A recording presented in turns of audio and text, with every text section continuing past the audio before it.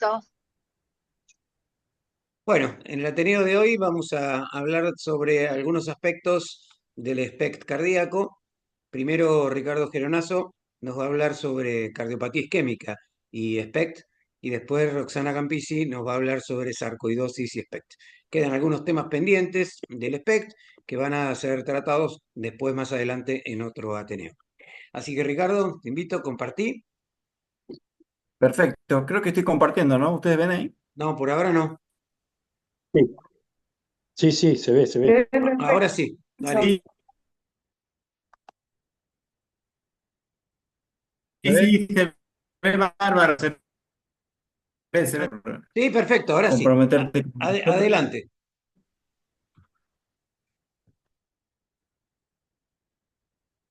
Perfecto, ¿se escucha bien? Perfecto. Listo, Sí, sí, perfecto. se escucha todo bárbaro. Bueno, gracias por la invitación nuevamente. Indicaciones de PET, de tomografía por emisión de positrón, radiología nuclear. Hoy voy a hacer una exposición sobre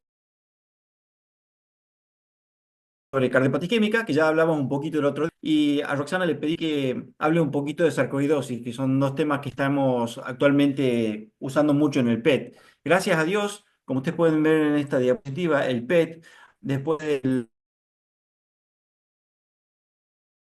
del año 2000 y utilización, gracias al desarrollo, sobre todo en la parte oncológica, pero nosotros venimos de la mano de ellos con lo cardiológico. Y lo utilizamos fundamentalmente en cardiopatía isquémica, en la cardiopatía isquémica crónica, por supuesto. Vamos a ver ahora rápidamente algunos fundamentos, los protocolos, la interpretación y el valor pronóstico del PET en la tomografía en la cardiopatía isquémica. ¿Y esto por qué lo hacemos? Porque, bueno, es una de las primeras causas de muerte. Así que al ser una de las primeras causas de muerte cardiovascular, la cardiopatía isquémica cobra relevancia su estudio para anticiparse a estos eventos cardiovasculares. Y para eso, las guías, hay un consenso general de utilizar las pruebas de test funcionales en aquellos pacientes que son de riesgo intermedio clínico para adelantarse a los eventos cardiovasculares. Entonces, como nosotros sabemos y ya mostramos varias veces, nosotros nos enfocamos en la cascada isquémica, en todo lo que es alteraciones de la perfusión y metabólicas con los distintos radioisótopos que tenemos disponibles para hacerlo. Entonces, en este caso, como vamos a hablar de isquemia miocárdica, y la isquemia tiene un efecto muy grande sobre el metabolismo aeróbico en la célula miocardio, casi no tiene reservas de energía y tiene muchísimas mitocondrias, como pueden ver acá, la diferencia de mitocondrias entre un músculo liso y un miocardiocito, es que la isquemia miocárdica provoca distintos estados de alteración de la contractibilidad miocárdica, llevando incluso a la disfunción ventricular, transitoria, como podemos ver acá en el atontamiento miocárdico, o definitiva, como puede ser en el infarto de miocardio. Eh, Supuestamente, mientras más grande es el área de riesgo y mientras más tardamos en hacerlo, más grande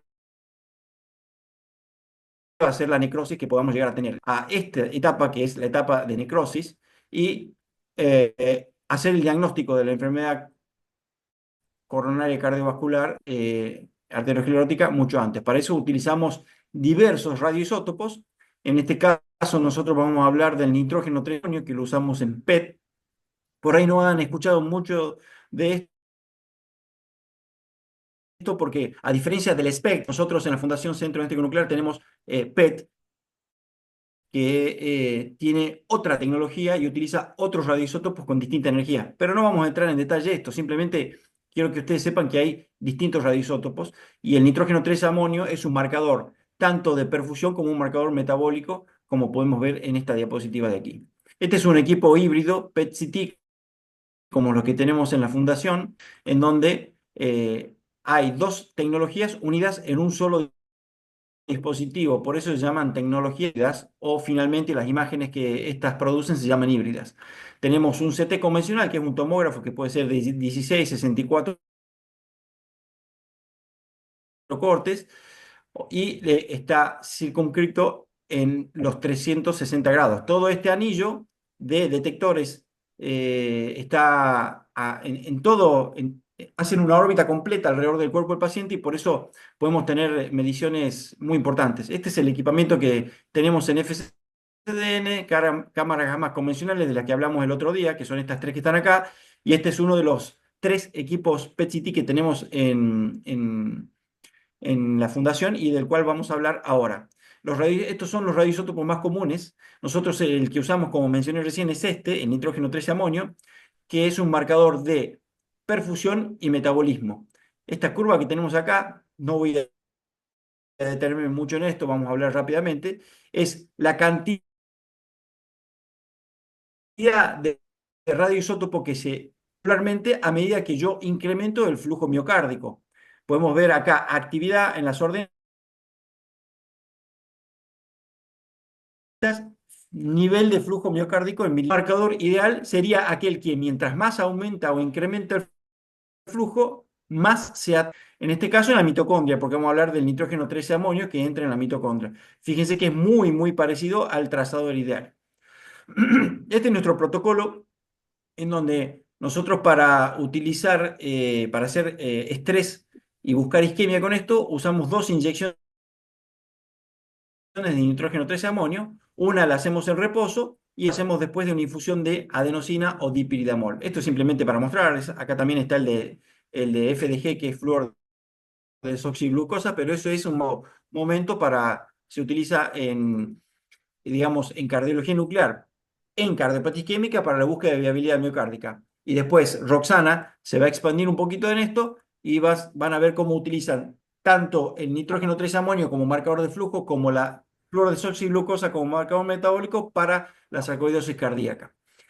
Bueno, este es el mismo protocolo y de esto nosotros obtenemos imágenes tomográficas del corazón, ¿sí? Bueno, acá muestro lo que eran los planares anteriormente, pero como estamos hablando de PET-CT, les voy a mostrar estas imágenes que son las imágenes tomográficas y tanto en PET como en SPECT utilizamos, que son los tres ejes cardíacos, el eje corto, el eje largo vertical y el eje largo horizontal, que nos permiten todas las imágenes, tanto en eco como en resonancia como en TC, se divide el corazón en 17 segmentos. Esos 17 segmentos van a marcar el territorio vascular comprometido y en base a eso podemos obtener puntajes de perfusión, puntaje de motilidad o lo que fuere en un mapa polar con estos 17 segmentos, como lo muestro acá, en un caso de isquemia miocárdica, en donde tenemos un mapa polar que muestra los 17 segmentos. Acá arriba tenemos un mapa polar con hipoperfusión en la cara anterior y en el ápex, todo esto recupera. Este es un caso típico de isquemia miocárdica. Imágenes relativas, porque ya sabemos que las imágenes relativas ya tienen mucho tiempo de haber sido estudiadas. Hace más de 30 años que con PET se estudia esto, que con SPECT se estudia esto, y sabemos que cuando hay isquemia miocárdica, la isquemia, mientras más grande es la isquemia, peor es el riesgo, y mientras más revascularizo a los pacientes de más riesgo, mejor les va. Como por ejemplo podemos ver en esta diapositiva, mientras más score de perfusión existe, tanto para muerte como para eventos, mayor es la mortalidad. Lo mismo pasa cuando hay ausencia de reducción de la isquemia miocárdica en aquellos pacientes que son revascularizados. Mientras menos reducción de isquemia obtenemos, más persiste el riesgo elevado de aquellos pacientes con isquemia. Pero la isquemia es multifactorial. Hoy vamos a hablar de la isquemia fundamentalmente de origen coronario y vamos a hablar de la isquemia, sobre todo a la microcirculación, que como bien sabemos, la circulación es insuficiente, ya que en el cateterismo podemos ver solamente la luz y no podemos ver el vaso sanguíneo, en donde sí, como por ejemplo muestro en esta diapositiva, en esta imagen aquí abajo a la derecha, con un IBUS intracoronario, podemos ver que en una coronariografía que se ve prácticamente normal, cuando hago el IBUS intracoronario tiene una placa completamente anormal y peligrosísima.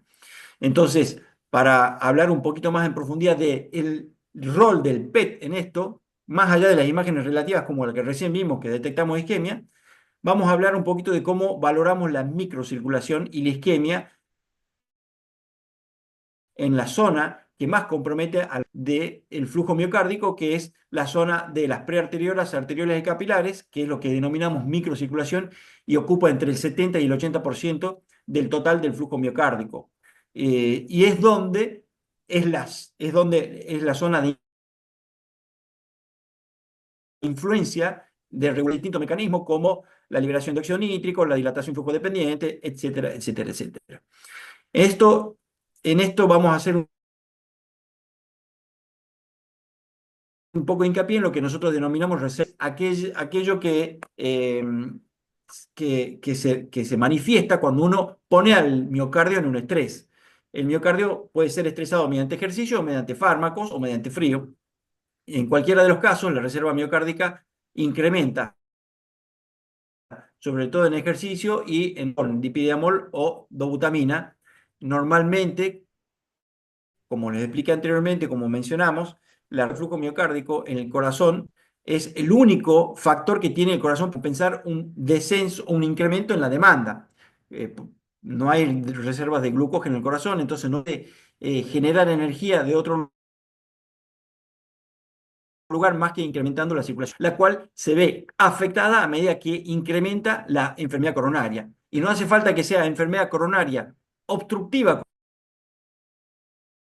como vemos en el último estadio, muy predecesores a la obstrucción, nosotros podemos detectar esta disminución de la reserva miocárdica. Y lo podemos hacer a través de que es un método en donde simplemente, como tenemos detectores en los 360 grados, podemos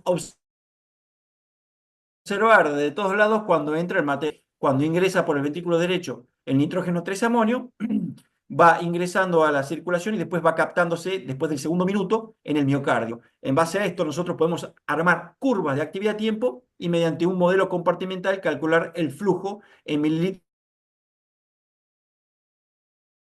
por gramo por minuto en los territorios vasculares o en los 17 segmentos. Y la diferencia entre el reposo y el esfuerzo sería lo que nosotros denominamos reserva de flujo miocárdico. Y la reserva de flujo miocárdico puede preceder a la aparición de enfermedad clínica manifiesta, como por ejemplo son estos dos estadios finales, el D y el E, donde ya la placa de colesterol ha invadido la luz arterial y ya hay, lo podemos detectar con un SPECT convencional. En cambio, en los estadios subclínicos, la actividad de tiempo y la medición de la reserva tienen un rol fundamental. Y no solamente eso, sino en aquellos pacientes con enfermedad microvascular disminuida. Y esto tiene valor pronóstico. Fíjense la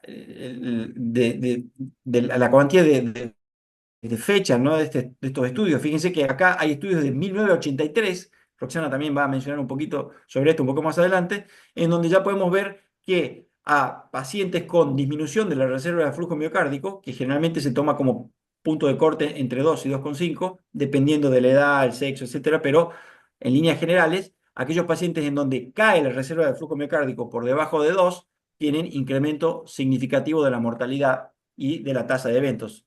Mientras más baja esté la reserva de flujo miocárdico, tenemos más eventos en el seguimiento a largo plazo. Eventos y muerte cardiovascular, por ejemplo. Y no solamente eso, sino que en aquellos pacientes que tienen perfusión completamente normal, perfusión relativa, o sea, las imágenes tomográficas que nosotros vemos son totalmente normales, aún en ellos una reserva de flujo miocárdico anormal predice eventos. Y eso es en aquellos pacientes que son revascularizados, que son diabéticos o tienen factores de riesgo. Esto es lo mismo, pero me gustaría centrarme un ratito acá como para ir terminando esta parte de la charla y ahora entro en la última con un caso clínico y ahí después le damos el paso a Roxana. En este dibujo, en este gráfico, podemos observar que es el flujo miocárdico máximo medido del estrés, y en las ordenadas, en la vertical, está la reserva de flujo miocárdico, que como les dije, se toma como valor de corte normal el 2. Fíjense que vamos a ir a los dos extremos. En este extremo, en el cuadrante superior derecho, hay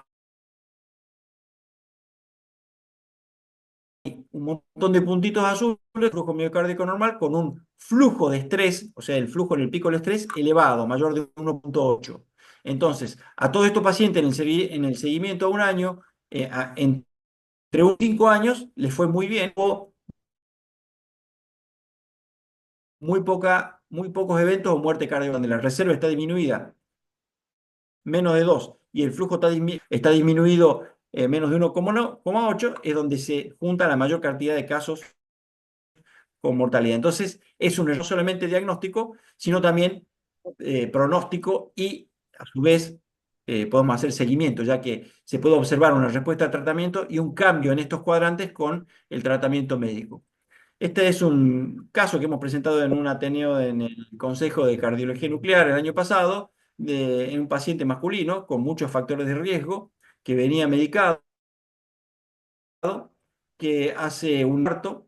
Ese infarto es revascularizado, tiene una lesión severa también oclusiva en la CD, que se interpreta como vaso culpable, pero queda con estenosis moderada en el tercio medio de la DA y estenosis severa en el tercio medio.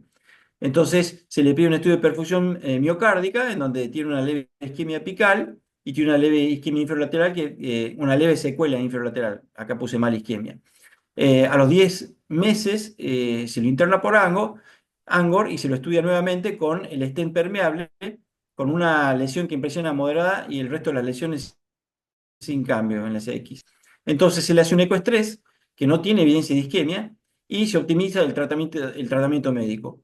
El paciente presenta episodios aislados de Angor en clase funcional variable, se rota los beta bloqueantes de Diltiazem por sospecha de espasmo coronario asociado a esa enfermedad que él tenía y como caía a la hipotensión, fue muy difícil empezar a este paciente con el tratamiento médico. Se le hace un nuevo ecoestrés en donde tiene un episodio anginoso, pero sin evidencia de isquemia. Entonces, ahí nos preguntamos la consulta, lo hicimos con los médicos cabeceros y lo enviaron para que le hagamos un PET. Y en ese PET, bueno, le hicimos un score de calcio, que es lo que generalmente hacemos con estos pacientes, lo cual le dio bajo. Y hicimos el PET donde podemos ver una hipoperfusión en la cara anterior leve. Acá tenemos las imágenes nuevamente. Estas son, perdón, estas son en estrés con dipiridamol y en reposo. Siempre el estrés va en la primera fila y el reposo va en la fila de abajo. Y acá están el eje largo vertical y el eje largo horizontal. Prácticamente no tenía cambios en el estrés con dipiridamol y se le pide un test de frío para evaluar la reserva de flujo, digamos, no la reserva de flujo, sino el incremento del flujo miocárdico con el test del frío, y eso nos permite valorar disfunción endotelio dependiente, o sea, vasodilatación endotelio dependiente. Este es el frío y este es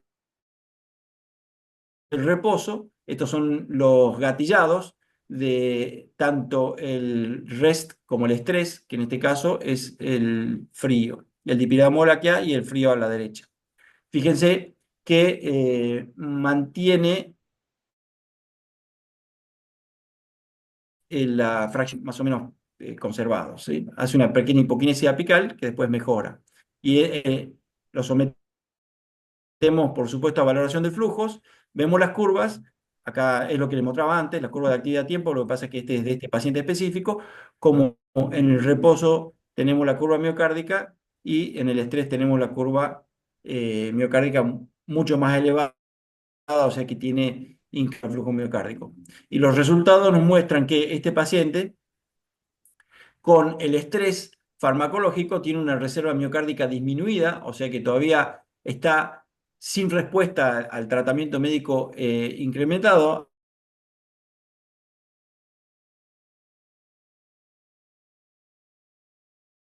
Hace poquito informamos, y en este caso le hicimos test del frío para valorar de vasodilatación respuesta endotelio dependiente. También, fíjense, la disminución del flujo con el frío. Entonces, tiene, digamos, diagnosticamos que tiene una reserva del flujo miocárdico disminuida con un test del frío positivo. Bueno, eso es simplemente para mostrarle un poco la utilidad del PET en la cardiopatía isquémica, y como estamos en tiempo, le voy a dar paso a Roxana para que ella hable de eh, sarcoidosis miocárdica.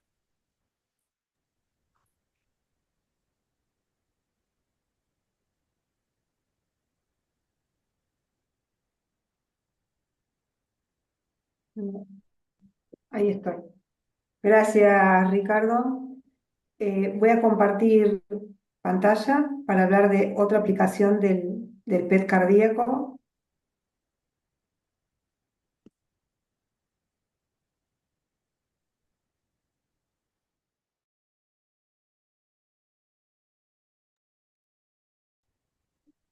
Está entrando, ahí está entrando.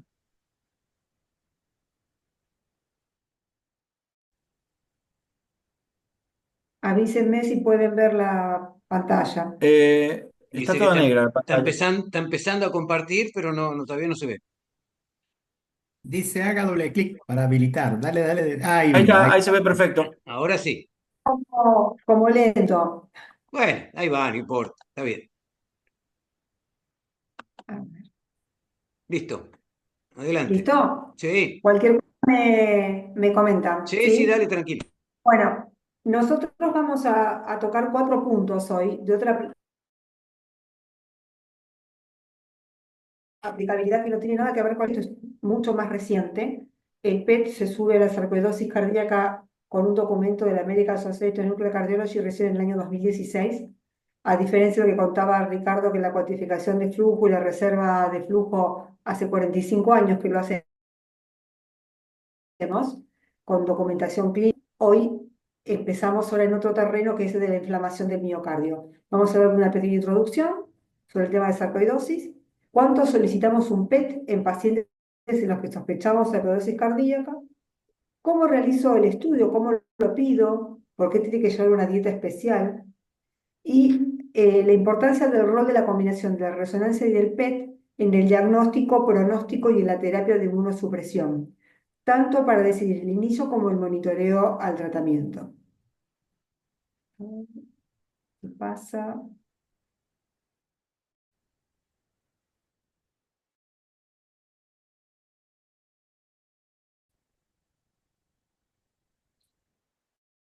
Ahí, ¿Pueden ver ahí, ahí? ahí está perfecto. Bueno, la incidencia de la sarcoidosis cardíaca es entre un 20 y un 75% de los pacientes con sarcoidosis sistémica, pero la prevalencia de su manifestación clínica es baja, es entre un pronóstico, puede presentarse en forma aislada y resaltamos que el diagnóstico precoz es un factor clave para implementar tratamientos adecuados y potencialmente mejorar su pronóstico. ¿Cómo puede ser la presentación de la sarcoidosis cardíaca en el panel de izquierda? Puede ser una presentación aguda, como un bloqueo AB de segundo o tercer grado en menores de 60 años, una TB monomorfa sostenida de causa desconocida o disfunción de generalmente el diagnóstico diferencial en las miocarditis autoinmunes. Así como Teo y Lucas hablaron de las banderas rojas, de las red flags para la amiloidosis, es la presentación aguda en un paciente en el que yo podría llegar a sospechar el compromiso cardíaco por una sarcoidosis. En la presentación aguda, algunas guías nos están sugiriendo de que tal vez el primer estudio sea un PET-CT para buscar inflamación del miocardio, porque es poco probable que un paciente con esta presentación tenga fibrosis. Ahora los invito a ver el panel de la derecha, que son los pacientes que ya tienen diagnóstico de... Acá las banderas rojas son otras. Son pacientes que a lo mejor durante su vida sistémico y de repente aparecen síntomas nuevos. Pensar que puede haber un compromiso, pero alguna normalidad nueva en el electro, en Holter, es muy común el tema de las arritmias, sobre todo ventriculares.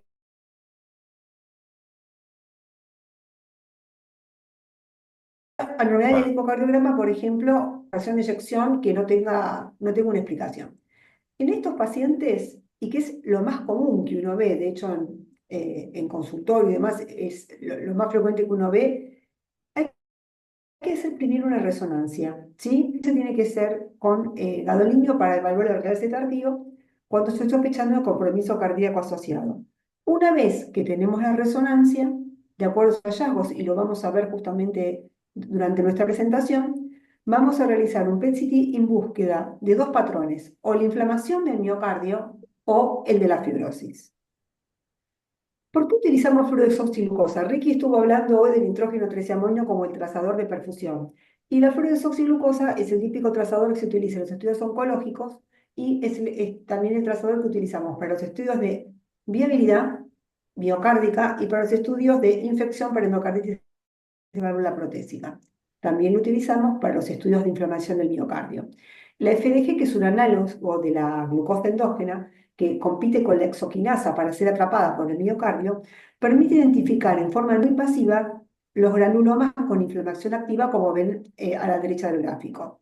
Este incremento en la captación de FDG se debe a que los macrófagos que están presentes en estos granulomas tienen elevados niveles de proteínas y también de exoquinasa. Es decir, que si el granuloma está activo, ¿sí?, con gran densidad de macrófagos, va a captar FDG. Para no confundirnos, digamos, y repasando un poquito el metabolismo cardíaco con inflamación, lo que tenemos que hacer es la adaptación fisiológica de fluodesoxiglucosa por el miocardio. Todos sabemos es la beta, pero la isquemia, por ejemplo, hay un viraje a glucólisis. Y si el sustrato en sangre que predomina es la glucosa, como el paciente desayunó, tenemos suprimida la estandarizar de tal manera que el paciente lo que tiene que hacer es 36 horas antes del estudio en grasa y baja el carbohidrato. Nosotros le damos la dieta con una preparación que le llega por mail, pero además nosotros, los mismos médicos, le mandamos como si fuera un semáforo en rojo y en rojo lo que no puede comer, en verde lo que está permitido, e insistimos muchísimo en el cumplimiento de la dieta, porque si no frenamos la captación fisiológica de FDG, vamos a hacer un diagnóstico erróneo de inflamación del miocardio y es simplemente un tema de falta de laje metabólico. ¿En qué consiste el estudio? El estudio tiene dos partes. Luego que hace esa dieta, como les explicaba, 36 horas de la dieta más 12 horas de ayuno, el ayuno es clave, es fundamental, vamos a hacer dos cosas. Un estudio de perfusión solamente en reposo, que nos va a hablar y va a ser una expresión de presencia o ausencia de fibrosis miocárdica. Luego el estudio de perposo, esto es muy importante, vamos a realizar la inyección de fluodesoxiglucosa, espero una hora a que se produzca una captación en el miocardio y luego pasa el equipo PET-CT como les mostró Ricardo, ¿no? Todas las imágenes las corregimos por atenuación de partes blandas con la tomografía de baja dosis y vamos a realizar dos camillas, como decimos. Una camilla cardiológica estricta para comparar si hay inflamación del miocardio o no con respecto a la perfusión. Yo voy a mostrar ejemplos a continuación, ejemplos de nuestro servicio, y luego con la misma inyección que ya se realizó en el FDG, hacemos un barrido que va desde las órbitas hasta raíz del muslo para evaluar presencia o ausencia de sarcoidosis sistémica. El PET nos permite evaluar todo el espectro de la sarcoidosis. Fíjense que hay 8 patrones, así como siempre decimos que no hay isquemia sino que hay montos y montos en porcentaje del grado de isquemia o del grado de necrosis. En este caso, en la sarcoidosis combinando la perfusión, como ven aquí, y en la imagen metabólica podemos tener diferentes patrones. Simplemente quiero que veamos los recuadros en rojo y en azul, perdón.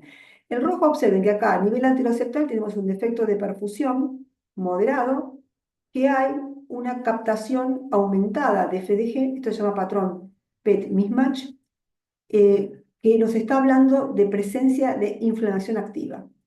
A veces tenemos defectos de perfusión, como vemos acá en este recuadro azul, en la región inferolateral, sin embargo, no hay captación de FDG. Esto nos está hablando de una sarcoidosis en estadio fibrótico. La sensibilidad y la especificidad del método es bastante alta para detectar estos patrones.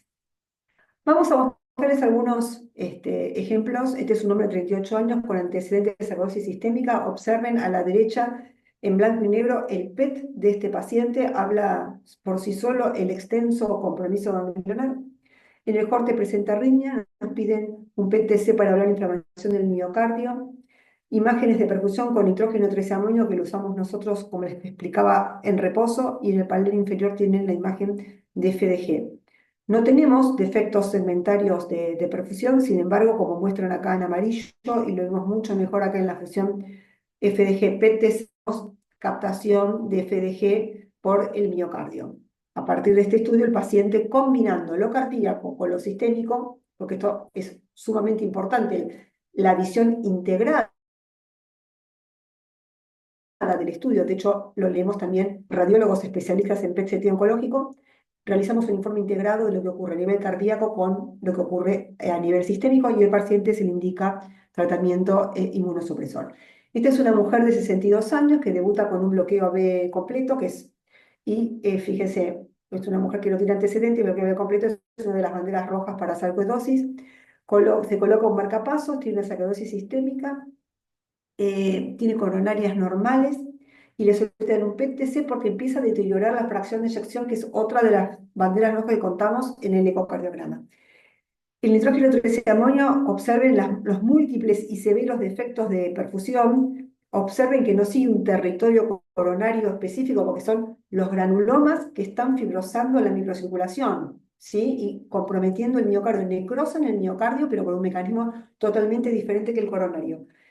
Y a la derecha, este paciente tiene una excelente supresión del miocardio. Ven acá la hiperrefringencia por el marcapaso, y observen que no hay inflamación activa y es un típico patrón de fibrosis. Pero no solo hacemos diagnóstico, también podemos estratificar el riesgo de estos pacientes.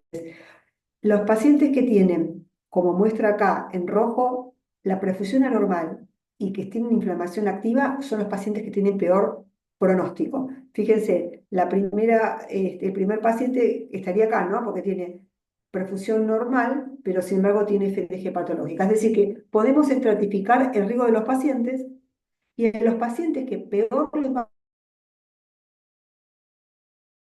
y les voy a mostrar un ejemplo más, que tienen el compromiso biventricular. Esos son los pacientes que tienen peor pronóstico. ¿Y por qué hablamos de PET y vamos a hablar de otras imágenes brevemente? Esto es un consenso, un State of the Art de American Heart publicado en el 2023 sobre el rol de las imágenes en miocarditis infiltrativas. Y lo subrayamos acá en verde, y lo estuvimos trabajando y revisando con Ricardo, porque nos pareció muy interesante. El rol de las imágenes multimodales, que hoy prácticamente la mayoría de los pacientes están reemplazando a la biopsia endomiocárdica. Y la sarcoidosis es una patología muy particular, porque como tiene un compromiso del miocardio de esos granulomas en forma parcheada, el rito de la biopsia es muy bajo, es entre un 20 y un 30%. Entonces, además de la movilidad, ¿no? Obviamente, de este procedimiento, el rédito es muy bajo. Entonces, cada vez más se está hablando del rol de las imágenes entonces multimodales en el reemplazo de la biopsia, que también con Teo y Lucas lo estuvimos conversando en el caso de amiloidosis, cuando combinábamos el centello con el laboratorio. Bueno, acá lo que vamos a usar son diferentes imágenes que van de algo tan sofisticado como puede ser un PET hasta algo tan sencillo como puede ser un eco. Entonces, de acuerdo a la pregunta que yo me quiero contestar con mi paciente, si es inflamación, si tiene fibrosis, si tiene decisión terapéutica o pronóstico, fíjense en este código de colores que está representando cada estudio complementario. Observen que a veces necesitamos, para tomar decisiones terapéuticas, si lo inmunosuprimo o no, lo cual es algo muy, muy fuerte y muy duro, utilizo todos los métodos. Entonces, esta combinación sirve de métodos para diagnosticar, para tomar decisiones terapéuticas, pero sobre todo este rol de tratar de biopsiar lo menos posible. Y las imágenes de avanzada, que son la resonancia y el PET, son las que tienen el rol más fuerte y más importante en esta capacidad de reducir a casos muy seleccionados el tema de la biopsia. No los voy a, digamos, a ir en cada detalle, de estos patrones, pero quiero que dividamos dos grandes grupos. A la izquierda, sarcoidosis activa, y a la derecha, sarcoidosis inactiva. Entonces, podemos combinar el realce tardío con las imágenes metabólicas, y eso nos va a ayudar muchísimo la toma de decisiones. Y una vez más, así como el PET solo tenía valor pronóstico, combinar los hallazgos del PET con la resonancia la aumenta aún más. Fíjense que la combinación de PET y realce tardío por gadolinio, ¿sí?, tiene mayor poder para dar pronóstico sobre la sobrevida del paciente que el PET o el realce solo por separado. Este es un hombre de 57 años con sarcoidosis cardíaca aislada en el 2018, diagnosticado por biopsia. Este paciente había entrado en tormenta eléctrica en la unidad coronaria. Fíjense el realce tardío que tenemos a la izquierda en la imagen que seleccioné de la resonancia, y a la derecha la perfusión miocárdica, y lo señalamos con las flechas amarillas porque es como el espejo de lo que ocurre con el realce tardío de la resonancia. Y la imagen de FDG, que tiene una excelente supresión del miocardio, no me muestra inflamación. Es decir, que yo tengo dos estudios que me muestran fibrosis y el PET me define que no estoy inflamado. ¿Cuál es la conducta que yo le digo al cardiólogo? Lo tenés que seguir, pero por favor no le indiques inmunosupresión porque no tiene ningún valor. Este es un paciente de 68 años. Este es parte de un trabajo de todo nuestro grupo de cardiología nuclear, donde ganamos el primer premio hace poquito en el Congreso Latinoamericano de Medicina Nuclear, con un realce tardío que pueden ver a la izquierda, que tiene una gran sospecha por el patrón, ¿no?, de sarcoidosis. ¿Te comprendes? Nosotros le hacemos el estudio PET-TC y acá estamos combinando, le estoy mostrando nuevamente un cuerpo entero con imágenes de perfusión y de FDG. Observen a la derecha, se ve perfecto acá el compromiso biventricular. Estos son los pacientes con peor pronóstico, como ya comentamos. La perfusión tiene defectos leves, anteroseptal, inferomedial. Este es un paciente que recién comienza con episodio de disnea y deterioro de la fracción de eyección, por eso viene después de la resonancia, y nuestros físicos hicieron una fusión de las imágenes de fluorodesoxiglucosa con la resonancia del paciente, una fusión por software, y pueden ver perfectamente el compromiso biventricular con escasa fibrosis. Entonces es fundamental aquí guiar al cardiólogo en la conducta terapéutica, que todos estaríamos pensando seguramente en inmunosuprimirlo. Pero esto es un dato muy importante, hoy lo conversamos mucho con Ricardo. No tratamos una imagen, esto es fundamental. Tenemos que ver la presencia y el monto de inflamación en el miocardio y a nivel extracardíaco. Este paciente tenía compromiso extracardíaco también. Tenemos que ver los síntomas, tenemos que ver la fracción de eyección. Todo esto es fundamental en la decisión, porque esa decisión es muy fuerte. Este paciente se le inicia prednisona. Este es el estudio basal que les mostré. Estas son métricas que también nuestros físicos pueden analizar a través de software especializados. Y yo los invito a ver, con el tratamiento inmunosupresor, el PET a los 3 meses, a los 6 meses, y observen cómo todas las métricas van disminuyendo, porque nosotros no solo realizamos un examen visual de las imágenes, sino que cuantificamos el monto y la extensión de la inflamación. El PET, a diferencia de la resonancia o cualquier otro método, es la única modalidad de imagen que nos permite cuantificar la extensión, el monto de esa inflamación del miocardio. Hay diferentes algoritmos, no los vamos a discutir en detalle porque no es el propósito de la presentación, pero lo que se sugiere que uno, de acuerdo a lo que ocurre durante este seguimiento del monto de inflamación, nos parecemos un poquito al monitoreo oncológico de las quimioterapias. Si el PET a los 3 meses no mejora, se puede cambiar del esquema de inmunosupresión, y lo que nos está hablando de un trabajo en conjunto con todo el equipo de cardiología, y nosotros aportando el valor de las imágenes. Para terminar, ¿cómo estas imágenes de avanzada que nos pueden ayudar a reemplazar la biopsia en la mayoría de los casos pueden trabajar sinérgicamente para la toma de conducta? Y resumir un poco esta presentación.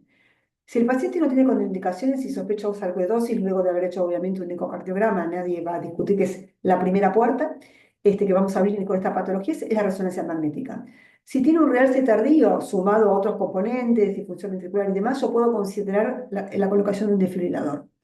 Si el realce es positivo con patrón de sarcoidosis, que yo puedo sospechar esto, tengo que hacer un estudio con PET. Si tengo inflamación del miocardio, considerar, como ya dijimos antes, inmunosuprimirlo. Si no tiene captación de FDG, probablemente esté en presencia de una escara sumado a los defectos de perfusión. Ahora, ¿qué ocurre si no hay realce tardío? Necesito un PET. Si la resonancia no es concluyente o yo tengo una sospecha, porque el paciente a lo mejor tiene una sarcoidosis sistémica y tengo ciertas dudas que pudo haber habido un compromiso cardíaco, el PET está indicado. Para terminar, queremos un poco hacer un resumen con Ricardo, con esta diapositiva, de todo lo que podemos medir con PET-CT en cardiología, que no es solo enfermedad coronaria, podemos ver inducción de isquemia, reserva de flujo, la respuesta al flujo hiperémico, como mostró el Ricardo, gatillar imágenes, viabilidad miocárdica, insuficiencia cardíaca, metabolismo, que sería un ateneo solo de inflación. Estamos en los criterios de Duke, esto es una actora traverso, aortitis y vasculitis. Así que, cardiología. Muchas gracias.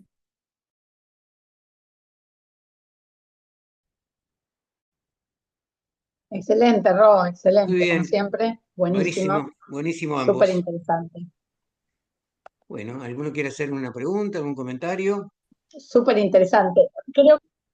Gaby, yo creo que lo que por ahí nos podemos quedar como seguro es que cualquier duda o sospecha de cardiopatía, de sarcoidosis, de amiloidosis, que tenemos el grupo que puede responder a ayudarnos a qué estudio pedir, hacerlo correctamente, evaluarlo por 2 o 3 operadores, o sea, creo que nos tenemos que llevar esa posibilidad de, con las banderas rojas, después contar con ustedes, ¿no?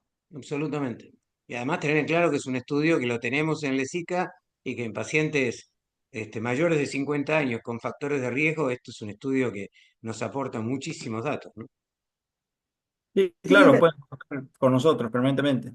algo que tal vez con Ricardo también le queremos transmitir, y ya creo que lo habíamos hablado en el Ateneo pasado, ¿no, Ricardo? El tema de la utilidad de la cuantificación del flujo, que tampoco es para todos los pacientes, ¿no? Que algo ya habíamos comentado. Y Claro, cuando se sospecha el INOCA, ¿sí? O tuvimos ahora recientemente un paciente con enfermedad focal, estudios discordantes, ¿sí? El PET es la técnica con la mayor sensibilidad diagnóstica para enfermedad coronaria. Entonces, si de repente tienen estudios discordantes o, como a veces decimos, pacientes que no terminan de cerrar, ¿sí? Nosotros tenemos tecnología y les vamos a aconsejar con la mayor honestidad qué herramienta es la que es más útil para contestar la pregunta del paciente que tienen. Claro, sí, perfecto. No, yo tuve con Ricardo, creo que Ro en ese momento no estaba todavía, una paciente con enfermedad microvascular muy severa. La enfermedad microvascular es similar a la macrovascular, pero tiene patrones distintos, no exactos, etcétera, y es como una caja de Pandora, es difícil de abordar, etcétera. La paciente en un momento se internó en el italiano, que es mi lugar de origen, etcétera, y en el italiano no sabían, no entendían el estudio, o sea, quiero decir, es llamativo el desarrollo que hay de ustedes y en el mundo. Si uno va a hacer un fuster un diciembre, está Marcelo Di Carli todos los años hablando de microvascular y PET, y de claro, repente las instituciones que cuentan con esta tecnología, porque no pueden, porque no tienen la producción como tiene FCDN, producción, y no llegan a destino, digamos, no pueden llegar a llevarlos con 3 días de anticipación o con unas horas de anticipación. Tenemos una herramienta súper valiosa e infrecuente en los lugares. Así que todo el grupo sepa que contamos con esa herramienta y con ese recurso humano altamente entrenado. absolutamente. Sí, Roxana, es Sí, nuestro recurso Alejandro. altamente entrenado.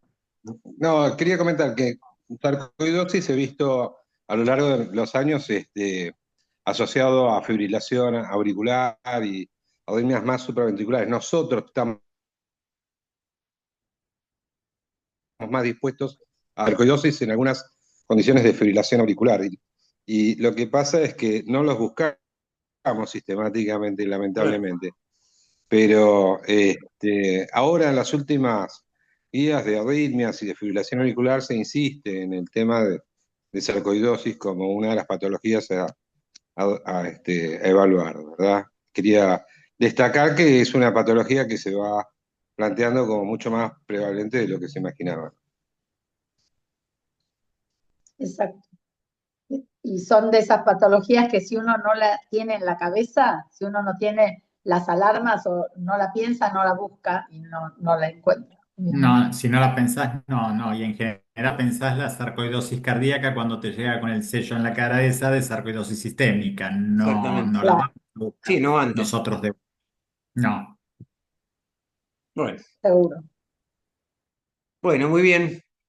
No te Muchas puedes quejar, gracias. Gabriel, cumplimos con el Muchas tiempo. gracias. Sí, cumplieron perfecto y bueno, serán invitados a un Parece que me próximo aceleré un Ateneo poquito yo para nomás, seguir. pero bueno. No, no, excelente. Un buen pantallazo del SPECT en estas dos patologías.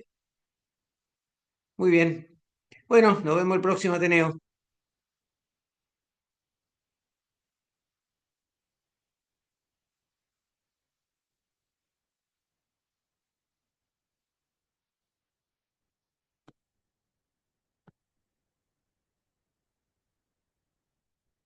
Gracias a Gracias. todos. Chao, gracias, hasta luego.